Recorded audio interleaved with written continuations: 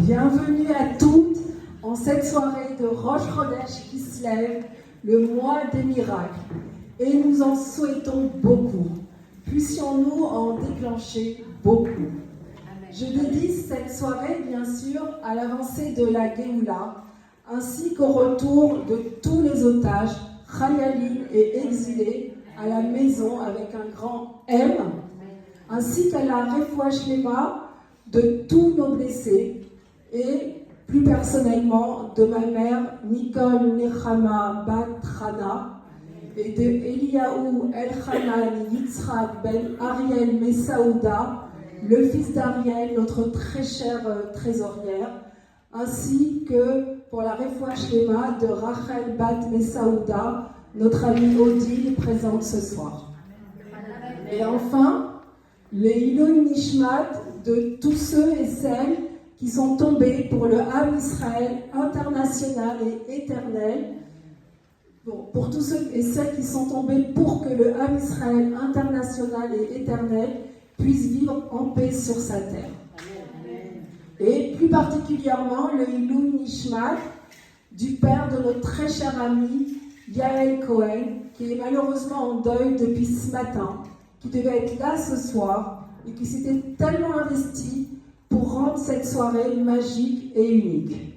Yael nous manquera beaucoup ce soir et nous souhaitons qu'Hachem lui envoie la consolation et les forces pour surmonter cette dure épreuve.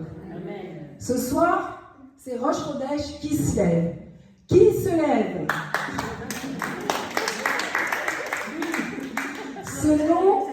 Ce nom n'est pas anodin. Comme j'aime bien le dire, ce n'est pas un hasard.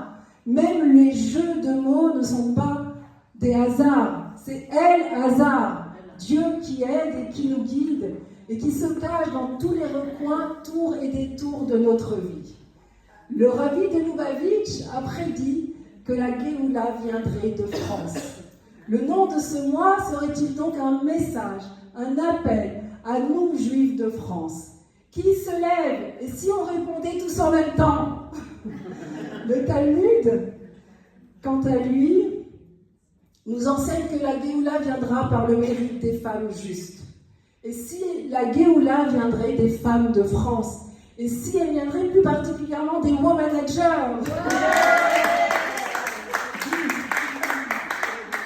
Quoi qu'il en soit, nous sommes là ce soir, présents et prêts à tout. Qui se lève donc? Ce mois de lumière nous pose une question pendant 29 jours.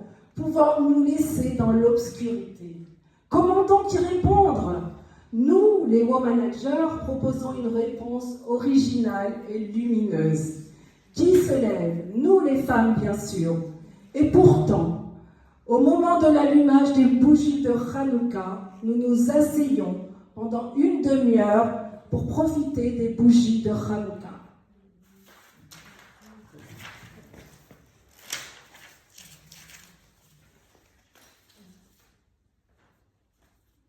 Qui se lève ou qui s'assoit alors? Une véritable énigme.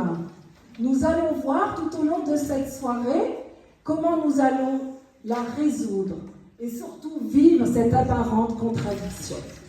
En Égypte, déjà, nos aïeuls se sont levés derrière les hommes déprimés qui buvaient à la rivière, puis derrière Myriam avec leurs tambourins. Derrière cette même Myriam qui avait convaincu son père de l'importance de continuer à procréer. Nos aïeuls en Égypte, appelés dans le Talmud Nashim Tzadkaniyot, avaient une émouna indéfectible. Elles étaient convaincues qu'Hachem ne les abandonnerait pas et croyaient fermement à un après. Elles étaient remplies d'espoir, de foi, de courage et d'optimisme. Elles se projetaient vers l'avant, vers la vie, vers l'avenir, vers des lendemains lumineux. Ou Bararta Bachalim nous ordonne le Sefer Devarim, et tu choisiras la vie.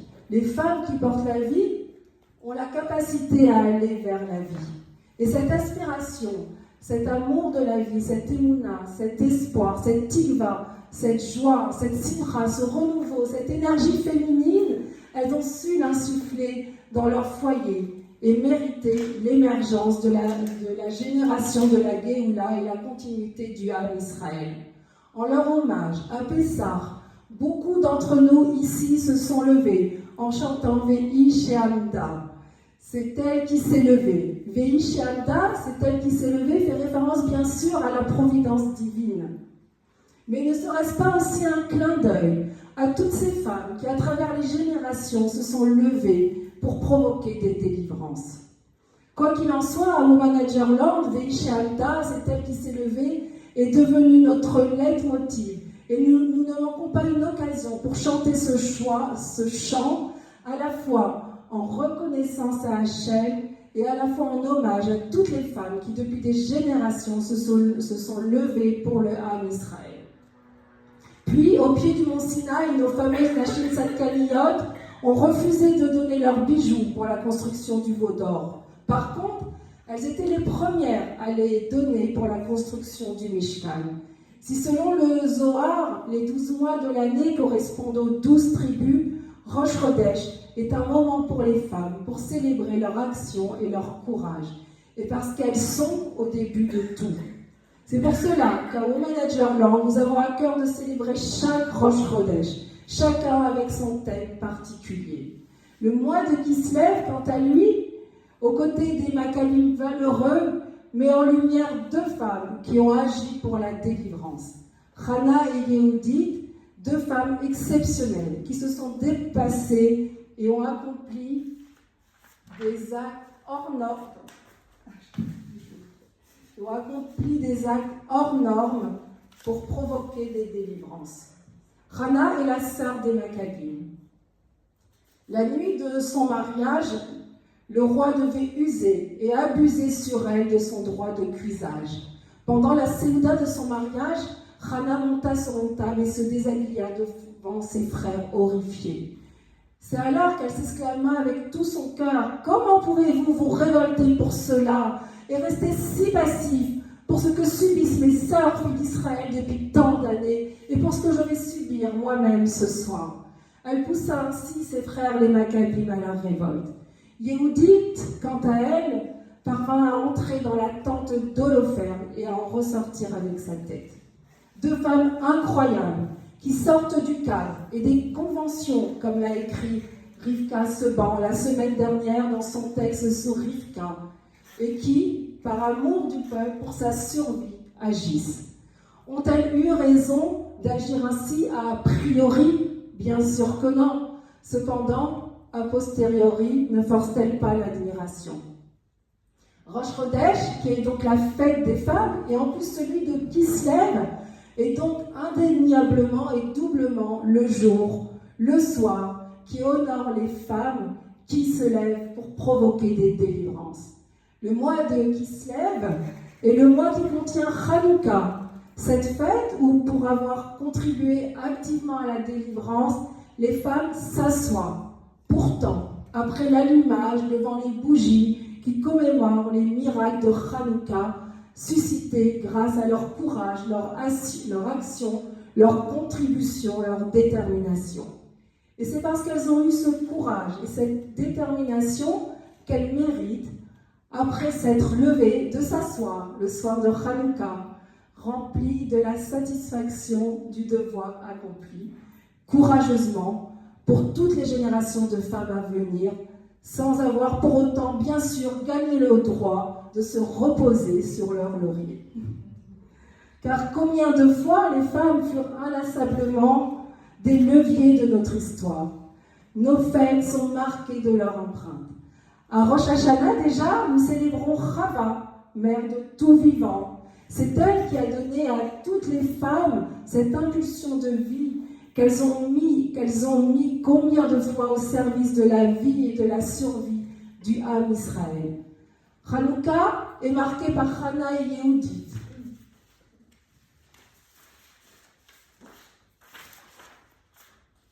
Purim par Esther Hadassah, Pessah par nos fameuses Nashim Tzadkaniyot qui propulsèrent tout le peuple vers la vie, et enfin Shavuot par Ruth. Voilà, chacune de nos fêtes est marquée par une de nos grandes héroïnes juives.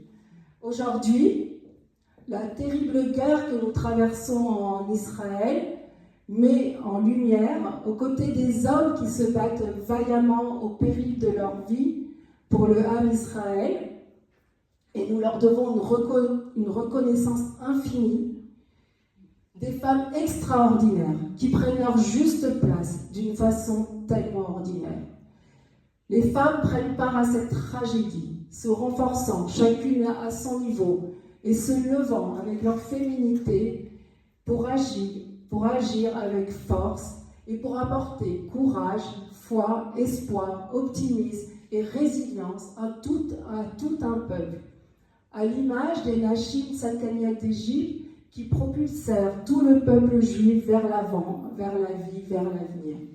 Que ce soit Rachel et ses fameux biscuits qui a réussi à retenir des terroristes jusqu'à l'arrivée de l'armée, ou bien les femmes qui ont inlassablement apporté des vivres à nos Chayalim en plein Gaza, ou bien celles qui ont porté seules leur famille tout en soutenant leur mari et ou fils sur les fronts, déployant des ressources insoupçonnées, ainsi que d'autres femmes qui se sont illustrées de façon incroyable, comme Hadass Levinstein avec son poignant respect pour son mari, Lali Beré avec sa lucidité extrême et sa foi vibrante, maman de Saadia Yaakov Zichrono Livracha tombée au combat, Judith Leb, maman de Binyamin Zichrono Livracha si forte, Sarah Tayeb, maman de Yinon gravement blessée et son témoignage si bouleversant, la maman de Hersh, maman d'un otage assassiné,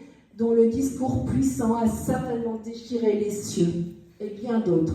Sans oublier toutes celles qui prient, œuvrent et s'investissent à travers le monde pour contribuer, aider, porter haut la voix d'Israël. Ces femmes forgent notre peuple et forcent l'admiration. Elles se sont levées. Si les Nashim Tzadkaniot d'Égypte ont porté le peuple vers l'avenir, aujourd'hui, alors que la guerre fait rage en Israël, un phénomène nouveau se déroule en Israël et dans le monde. Les femmes, comme en Égypte, se lèvent, agissent, inspirent, prennent la parole et propulsent. Elles élèvent leur voix, inspirent, motivent et renforcent tout un peuple. Et puisque le Talmud nous enjoint d'amener la Géoula dans le futur, et que le futur c'est maintenant, comme j'aime bien le dire, et si on le veut bien, il ne tient qu'à nous d'aller sur cette voie, chacune à son niveau, de nous inspirer de nos prédécesseuses, d'assumer nos responsabilités pour contribuer chacune, selon ses capacités, à l'avènement de la Géoula dans notre époque.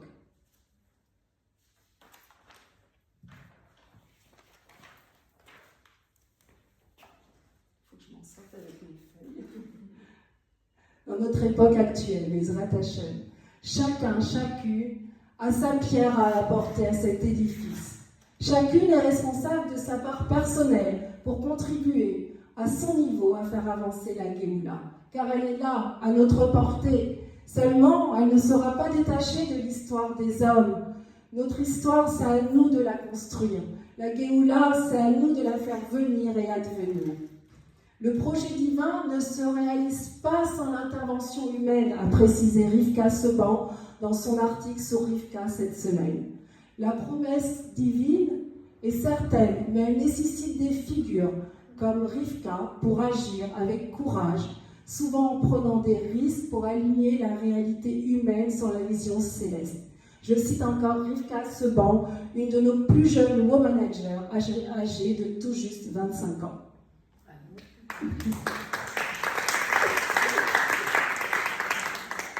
C'est pour cela qu'à Womanagerland, nous présentons chaque semaine une grande figure féminine et ses dimensions particulières, afin que chacune prenne conscience de notre héritage matriarcal, riche et extraordinaire, et puisse s'inspirer de la façon dont chacune de nos grandes figures féminines s'y est prise pour provoquer des délivrances et de marcher sur leurs pas. Nos aïeules furent des femmes d'action, déterminées quand il le fallait. Après la frise artistique réalisée par Yael Sportouche à l'occasion du précédent Rosh Chodesh, Nissan, nous travaillons depuis quelques mois avec un groupe d'érudites à la réalisation d'une frise historique et chronologique que nous espérons, Bezrat Hashem, vous présenter lors de notre grand rassemblement de Rosh Chodesh Nissan prochain, le mois qui célèbre les Nashim Sadkaniyot. Je ne vous en dis pas plus pour le moment, c'est une surprise. Nous préparons également un voyage parfum de Géoula au mois de mai, à l'occasion de Yom Yerushalayim, afin de réaliser que la Géoula n'est pas un concept abstrait, qu'elle est là, dans l'air. On sent déjà son parfum flotter. Nous allons la humer. Elle sera une réalité concrète si nous le voulons bien. Aujourd'hui, beaucoup se renforcent dans la Tzniut, dans le Shabbat, la Tzedaka, et c'est très bien, c'est la base pour agir quand c'est possible. Mais je crois que ce qui est important par-dessus tout est d'aller sur la voie des Nashim Sadkaniyot d'hier et d'aujourd'hui, et pourquoi pas d'élever nos voix comme ce soir. Nous allons ce soir commencer par nous renforcer, pour pouvoir mieux renforcer.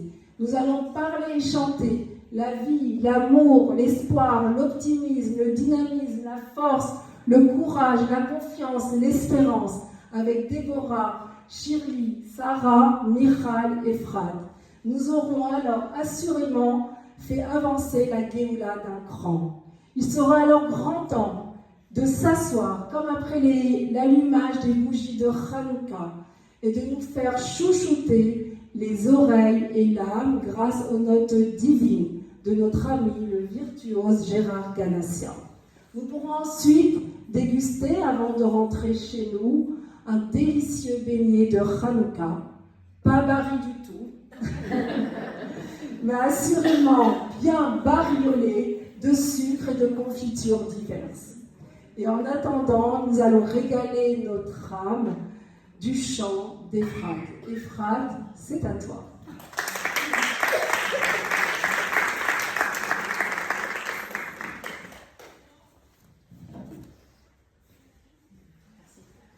Du coup, je ne vais pas prendre le micro. Vous m'entendez bien là? Oui.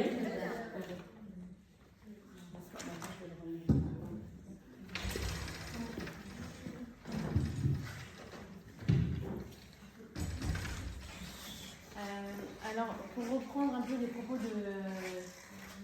d'Adassa,